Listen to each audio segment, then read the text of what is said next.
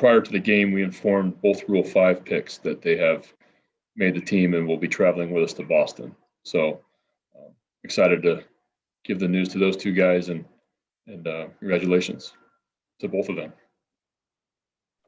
All right. First question is Dan Connolly. And that's going to be a challenge, but obviously you like what those guys bring. How tough will it be, do you think, to be able to have those two guys and not be able to have any flexibility in sending them down?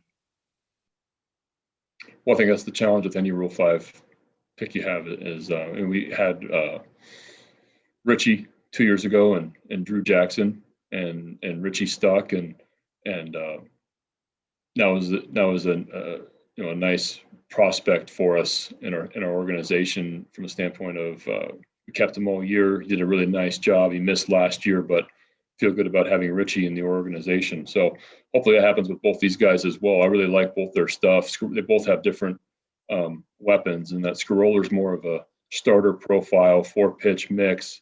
Hasn't pitched much at the upper levels, but we like the shape of his pitches. So he's going to go in the pen and be a long man for us. And then Tyler Wells has really pitched well in camp with an overpowering fastball at the top of the zone. Showed really good secondary stuff his last time out against New York, and really earned. We're talking to him this afternoon.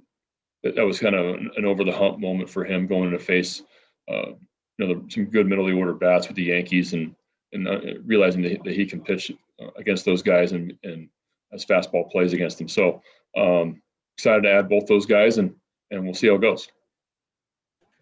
John, go ahead. Brandon, is there anyone else that you've told is on the team? I know there's a few fringe guys left. Has anyone else gotten that news from you in the last couple of days? The rest of our bullpen is still a little bit in question. So, with the new rules this year, also with 5 taxi squad guys, we're taking 5 extras on the road. So our bullpen is still a little bit in flux. There's a spot or 2 left there.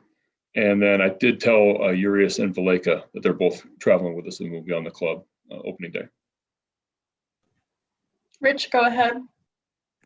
Brandon, you're going to have to, if you keep these 2, since you're keeping these 2 Rule 5 guys, that means you're going to have to demote a guy who was with you last year, or 2 guys who were with you last year. How difficult is that going to be, even though they may end up being on the taxi squad? Yeah, that's possible. I